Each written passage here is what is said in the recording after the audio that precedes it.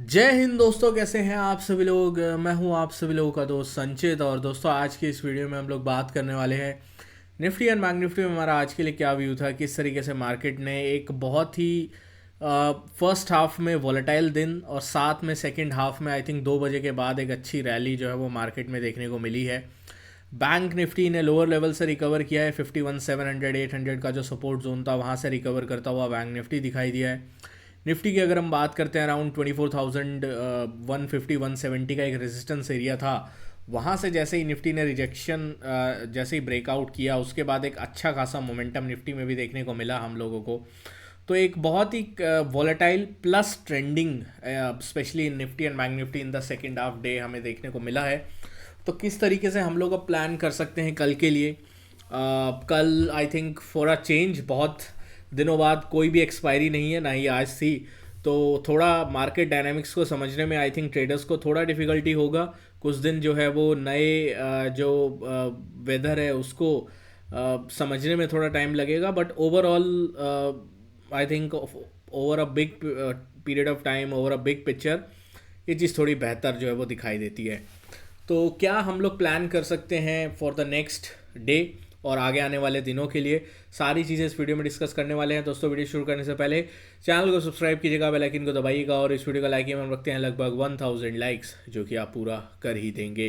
तो चलिए अब ज़्यादा टाइम वेस्ट ना करते हुए वीडियो को शुरू करते हैं। देखिए, सबसे पहली चीज़ हम लोग बात करते हैं ग्लोबल मार्केट्स के बारे में। इस वक्त अगर आप ग्लोबली मार्केट्स को देखते हो तो फ्लैटिश कारोबार ही हम लोग को ग्लोबल मार्केट्स में देखने को मिलेगा। यहाँ पे अगर हम अमेरिका की बात करते हैं, फ्लैट दिख रहा है 30-40 पॉइंट नीचे जो है वो इस वक्त यूएस फ्यूचर्स दिखाई दे रहे हैं। अगर हम यूरोप की बात करते हैं तो ½ % के आसपास के नीचे जो है वो यूरोपियन बाजार जो है वो दिखाई दे रहा है, एक ½ % ऊपर दिखाई दे रहा है। तो मिक्स बैग कारोबार जो है वो यूरोपियन मार्केट्स में बना हुआ है। अगर हम एशिया की बात करते हैं तो निक्केई जो जापान का मार्केट है वहाँ पे तेज़ी है, बट ओवरऑल चाइना, हांगकॉन्ग ये फ्लैटिश टू नेगेटिव ही दिखाई दे रहे हैं। तो ओवरऑल ट्रेंडलेस डे था आज के दिन, एक बड़ा वीकेंड अमेरिका में, उसके बाद जो है वो आज फाइनली बाजार खुला है। तो उसके बेस के ऊपर किस तरीके का पूरा पोजीशन आउट होता है वो हमें डेफिनेटली देखना होगा। बट अभी के लिए तो एक चीज़ क्लियर है कि अभी कोई क्लियर का ट्रेंड जो है, जब मैं जिस वक्त ये वीडियो बना रहा हूँ, यूएस के फ्यूचर्स नहीं दे रहे हैं। तो ट्रेंड का अंदेशा क्या दे रहा है? ट्रेंड का अंदेशा पहली चीज़ जो दे रही है वो है बिटकॉइन। बिटकॉइन में अच्छी खासी सेलिंग पिछले कुछ दिनों घंटों से दिखाई दे रही है।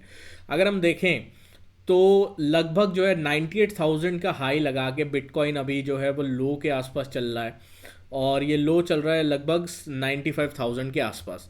तो 95,000 के आसपास बिटकॉइन आ गया है, तो अच्छी खासी तगड़ी सेलिंग जो है वो बिटकॉइन में हमें देखने को मिल रही है। दूसरी एक चीज़ जो मार्केट के लिए थोड़ा नेगेटिव इम्पैक्ट कर सकती है, स्पेशली इमर्जिंग मार्केट्स के लिए, वह डॉलर इंडेक्स दोबारा से 106 के ऊपर निकल गया है। डोनाल्ड ट्रंप साहब की तरफ से कुछ बयान आए थे वीकेंड में, जहाँ पे उन्होंने बोला था कि अगर ब्रिक्स कंट्रीज़ डॉलर के अगेंस्ट जाती हैं या फिर डॉलर को छोड़ने की प्रयास करती हैं, तो वो क्या करेंगे? वो करेंगे कि वो टैरिफ लगाएंगे। अब इसकी वजह से लोगों में एक चीज़ बन गई है कि यार अब तो ये जो कंट्रीज़ हैं ये लोग नहीं जाएंगी। तो अब तो यार जो है वो अच्छा खासा एक मोमेंटम जो है हम लोगों को देखने को मिल सकता है डॉलर के अंदर। तो इस वजह से डॉलर में आज स्ट्रेंथ है। हमारा रूपी जो है वो लोएस्ट एवर लेवल पे बंद हुआ है। तो ये सारे मैक्रो फैक्टर्स जो हैं वो अभी भी चल रहे हैं। अब ये सारे मैक्रो फैक्टर्स सुनने के बाद आप लोग मेरे से कहोगे, यार संजीत भाई, आपका जीडीपी कम आ रहा है, हमारा, हम लोगों को रुपी जो है वो लोएस्ट एवर लेवल पे चल रहा है। एक दिक्कत अपने को आ रही है कि जो डॉलर इंडेक्स है वो ऊपर जा रहा है।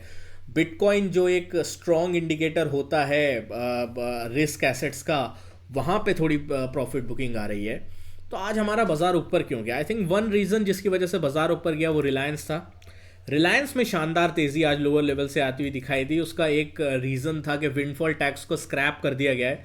तो विंडफॉल टैक्स का जो नोटिफिकेशन है जो लगाया गया था, आई थिंक जब क्रूड बढ़ गया था उस टाइम पे, तो उसको बिल्कुल स्क्रैप करके ख़त्म कर दिया windfall tax. ONGC, Oil India, Reliance, इन लोगों के लिए एक बड़ी पॉजिटिव चीज़ है। दूसरा एक चीज़ जो खबरों के गलियारे से चीज़ें निकल के आ रही हैं कि जो 6 दिसंबर की आरबीआई की पॉलिसी है, जो इस फ्राइडे को आरबीआई की पॉलिसी है, उसमें आरबीआई जो है लिक्विडिटी पुश कर सकता है, और वो लिक्विडिटी पुश हो सकता है सीआरआर को कट करके। अब अगर सीआरआर को कट किया जाता है, सबसे पहले तो सीआरआर बहुत लोग समझ नहीं पाएंगे।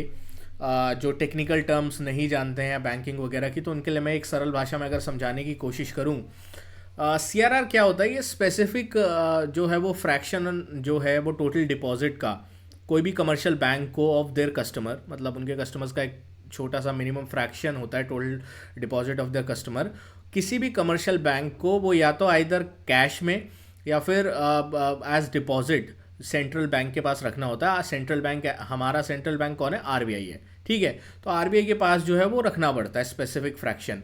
अब वो फ्रैक्शन परसेंटेज में डिसाइड होता है, तो अगर वो परसेंटेज कम होता है, दैट इज, अगर हम आधा % का भी सीआरआर कट देखते हैं इस पॉलिसी में, आप रेपो रेट मत कम करिए, रेपो रेट मत काटिए, जिसकी प्रोबेबिलिटी है कि रेपो रेट नहीं कटेगा, क्योंकि आपका इन्फ्लेशन हाई है और आपका जो है जीडीपी लो चल रहा है, तो मार्केट स्टैगफ्लेशन में है।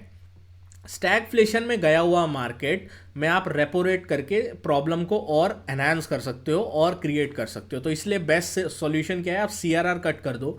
अगर आधा % का सीआरआर कट होता है तो लगभग 1 लाख करोड़ जो है वो हम लोगों को इकोनॉमी में इन्फ्यूजन जो है वो होता हुआ दिखाई दे सकता है सीधा सीधा, ठीक है। तो ये चीज़ है। तो इस तरीके से जो है वो आरबीआई की तरफ से कुछ मेजर्स लिए जा सकते हैं मार्केट को पुश करने के लिए, और इस वजह से आज जो है वो निफ्टी में थोड़ी स्ट्रेंथ दिखी।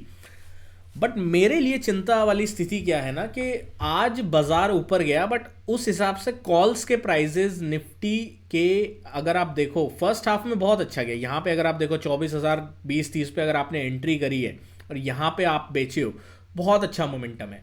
बट 180 के बाद जब ये 300 तक गया, उसमें उतना कॉल में स्पाइक्स नहीं आया, और इसका रीज़न था कि अगर आप फ्यूचर और निफ्टी के स्पॉट का डिफरेंस देखो तो फ्यूचर जो है वो कम बढ़ा है, स्पॉट ज़्यादा बढ़ा है, ठीक है। फ्यूचर्स में कम जो है वो बढ़त दिखाई दे रही है, विच इज़ सरप्राइजिंग इस तरीके के अपमूव के बाद। तो ये एक थोड़ा मेरा चिंता का विषय है। अदरवाइज मार्केट स्ट्रॉन्ग जो है वो दिख रहा है, ठीक है। आज इतनी अगर ख़राब खबरें हैं उसके बाद भी अगर आप नहीं गिर रहे हो तो आप क्या कर सकते हो? आपको ट्रेंड के साथ चलना पड़ेगा, आपको जो है डायरेक्शन के साथ चलना पड़ेगा, लेवल्स के साथ चलना पड़ेगा। तो हमारे लिए अब लेवल क्या हो गया? वापस ये रेंज हो गई है।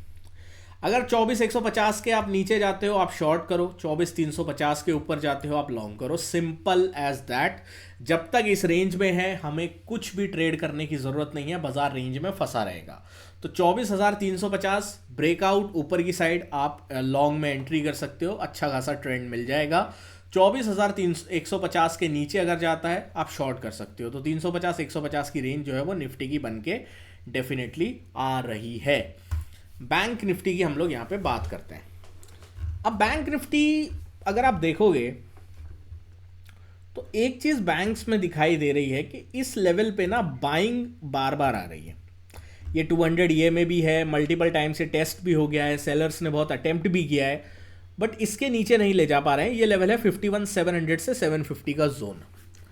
तो 51,700 750 के जोन के नीचे जब तक बैंक निफ्टी नहीं जाता तब तक शॉर्ट करना तो दिक्कत की बात है।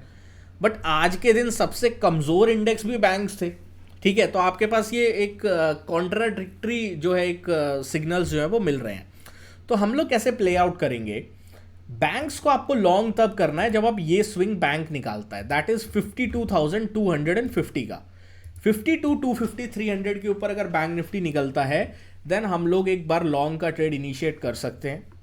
ऑन द डाउन साइड में अगर 51,700 750 का डाउनफॉल जो है हम लोगों को देखने को मिलता है तो हम लोग डाउन साइड का एक ट्रेंड इनिशिएट कर सकते हैं। तो दोनों ही इंडाइसिस रेंज में है। जो ऑप्शन प्रीमियम्स में स्पाइक आप लोग चाहते हो, एज अ बायर जो स्पाइक चाहते हो वो आपको तभी मिलेगा जब रेंज टूटेगी, तभी ऑप्शन सेलर कवर करने के लिए भागेगा। और वो स्पाइक अब डेफिनेटली निफ्टी में ही होगा आइदर साइड में, क्योंकि निफ्टी की एक्सपायरी है पास में, बैंक निफ्टी की तो मंथली एक्सपायरी है। तो इस चीज़ का आपको थोड़ा ध्यान रख के चलना है। दोस्तों आशा करता हूँ वीडियो आपको पसंद आई होगी। वीडियो पसंद आए तो वीडियो को लाइक कीजिएगा। मिलता है आपसे अगली वीडियो में। Thank you so much for watching guys. जय हिंद, वंदे मातरम।